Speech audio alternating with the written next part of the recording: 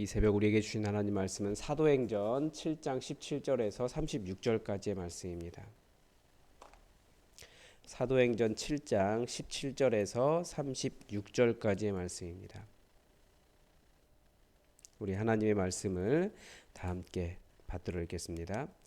하나님이 아브라함에게 약속하신 때가 가까움에 이스라엘 백성이 애굽에서 번성하여 많아졌더니 요셉을 알지 못하는 새 임금이 애굽 왕의 이름에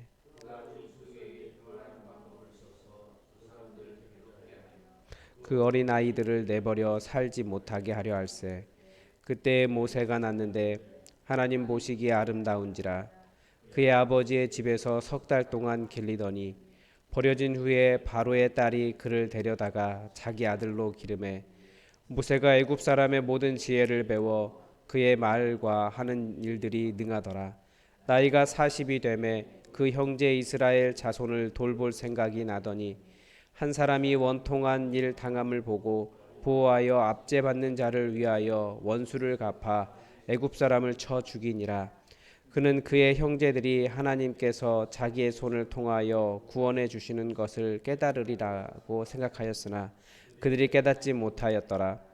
이튿날 이스라엘 사람끼리 싸울 때에 모세가 와서 화해시키려 하여 이르되 너희는 형제인데 어찌 서로 해치느냐 하니 그 동물을 해치는 사람이 모세를 밀어뜨려 이르되 누가 너를 관리와 재판장으로 우리 위에 세웠느냐 내가 어제는 애굽 사람을 죽임과 같이 또 나를 죽이려느냐 하니 모세가 이 말 때문에 도주하여 미디안 땅에서 나그네 되어 거기서 아들 둘을 낳으니라.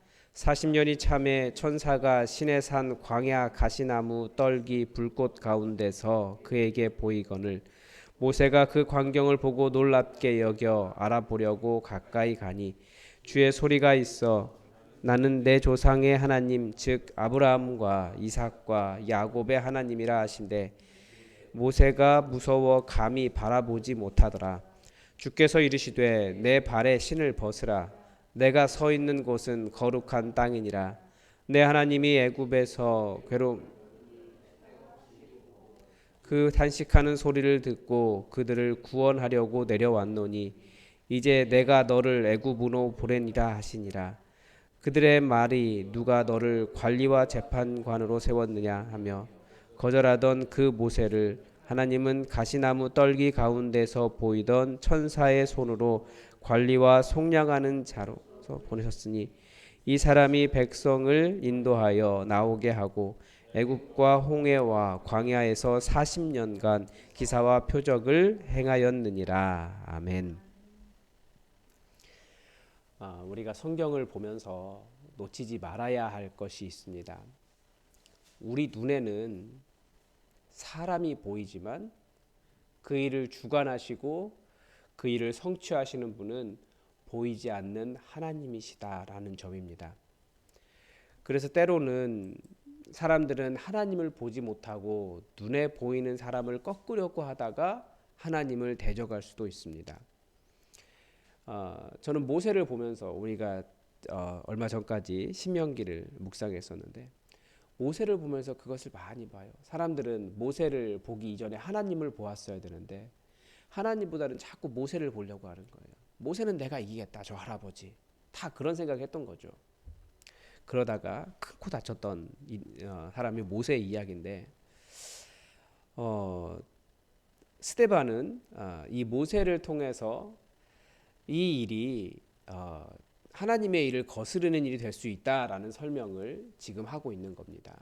왜냐하면 대제사장들, 성전 지도자들, 성전을 통해 권력과 사회적 지위를 누리던 사두개인들에게는 이 하나님의 일보다 하나님의 구원보다 지금 정말 고통당하는 사람들에게 구원을 베푸는 예수 그리스도의 일보다 자기들 살고 있는 지금 주어져 있는 천국, 자기들은 천국이잖아요. 주가 천국하기 싫잖아요. 왜냐하면 지금은 천국이니까. 그런 것을 더 중요하게 여겼기 때문에 그게 성령님 거스르는 일이다라는 경고를 하고 있습니다. 그런 지금 여기가 천국이라고 말하는 그 사람들의 눈에 예수님은 어떤 존재처럼 보였겠습니까? 예수님의 부활을 증언하는 사도들과 집사들은 어떤 존재로 보였겠습니까? 자기들이 세운 질서와 지금 너무나 평안하고 잘 살고 있는 그 하나님 나라를 무너뜨리는 사람밖에 되지 않는 겁니다. 그런데 그게 바로 그들이 오히려 보이는 사람의 질서를 중요시하다가 보이지 않는 하나님을 거부하고 있는 그런 일이 된다라는 거죠. 그런데 사두개인들도 나름대로 변명은 있었을 것입니다. 하나님이시면 하나님이시라고 말씀을 하시지 뭐 그런 이야기 했을 것 같아요. 그런데 하나님이 보이지 않는 이유가 무엇입니까? 그 이유를 본문에서 볼 수 있는데 그 이유를 단적으로 대변하는 단어가 바로 때라고 하는 단어입니다. 17절은 하나님께서 아브라함에게 약속하신 때가 가까워왔다라고 시작합니다. 이때는 아브라함의 자손이 많아지지만 한 나라의 노예가 되었다가 해방될 때를 의미합니다. 그런데 이 때가 가까이 왔다라고 말하지만 그 때는 가까이 왔을 뿐 여전히 성취되지 않았습니다. 그때는 준비되고 있었어요. 하나는 요셉을 알지 못하여 이스라엘 족속을 압제하는 교활한 방법으로 압제하는 왕이 생겼고 그 왕이 얼마나 교활한지 아이들마저도 죽이는 왕이 등장하는 때였고 그 잔인하고 어려운 상황 속에서 모세라는 아기가 태어난 일입니다. 그러니까 하나님의 구원의 때는 가까워 오지만 아직 모세가 하나님의 일을 감당할 때까지는 꽤 오랜 시간이 남아있을 때였습니다. 그런데 하나님은 그 때가 되었다라고 말씀하시는 거예요. 하나님의 때가 예비되고 있어도 하나님은 하나님의 일을 하고 계시는 거죠. 모세가 버려졌지만 바로의 딸이 모세를 데려다가 자기 아들로 기르며 애굽 사람의 모든 지혜를 가르쳐 애굽의 모든 말과 일에 능하게 되는 일, 이것이 예비되는 일이었습니다. 그런데 이 때도 아직 하나님의 때는 아닌 거예요. 모세가 모든 말과 애굽 사람의 모든 지혜와 모든 일을 다 알아도 그러니까 사람이 아무리 그렇게 능하게 되어도 아직 하나님의 구원의 때는 아닙니다. 왜 그렇습니까? 구원은 하나님께서 행하시는 일이기 때문에 그렇습니다. 그러니까 누가 이 상황을 보면서 하나님께서 약속하신 구원의 때가 가까이 왔다라고 말할 수 있습니까? 여전히 왕은 교활하고 잔인하고 모세는 버려진 아이였을 뿐입니다. 그러나 하나님은 하나님의 일을 준비하고 계셨다라는 거죠. 우리는 모세에게서 희망을 발견하는 것이 아니라 일을 계획하시고 하나님의 일을 할 사람을 예비하시는 하나님에게서 희망을 발견하는 것입니다. 그래서 교회는 하나님의 일을 할 사람들이 자라나고 있다면 그 교회에는 하나님의 구원이 예비되고 있다라고 하는 희망을 바라볼 수 있다라는 거죠. 우리의 일들과 교회의 일들이 그렇습니다. 지금 완성되었기 때문에 구원이 임했다고 말하지 않습니다. 나보다 조금 더 나은 다음 세대가 자라나고 있으면 하나님의 말씀으로 양육되고 있으면 하나님의 구원의 일이 시작되었다라고 하는 것을 우리는 그 다음 세대에게서 희망을 보는 겁니다. 저는 청년들에게서 그 희망을 보고 있고 우리 다음 세대에서 그 희망을 봅니다. 그 희망을 생각하면 지금 제 시간과 에너지를 쏟는 것이 아깝지 않은 거예요. 하나님의 때는 그렇게 자라나기 때문입니다. 그렇지만 분명히 알아야 하는 것도 있습니다. 싹이 보여도 아직도 멀었다라는 거예요. 그러니까 지금 우리의 모습을 보고 하나님 왜 여전히 우리는 이 모양입니까? 라고 말하는 것은 하나님의 구원의 때를 내가 판단한 나의 어리석음인 거죠. 하나님의 때는 예비되고 있는 겁니다. 23절에 보면 모세의 또 다른 때를 볼 수 있습니다. 이제 모세가 40세가 되었습니다.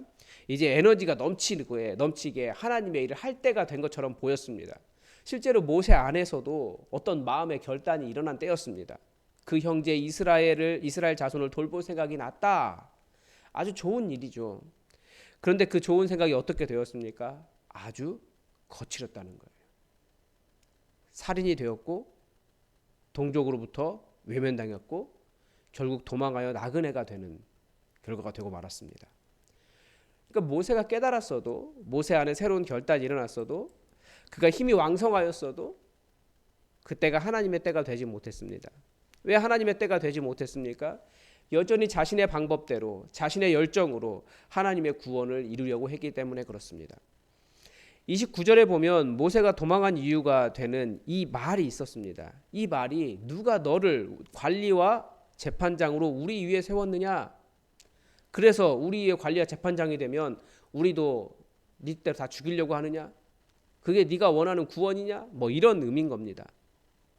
그러니까 자신의 열정과 열심으로 하나님의 구원을 이루려고 할 때는 깨달았어도 아무리 좋은 계획이 있었어도 그때는 절대 하나님의 구원의 때가 되지 못합니다.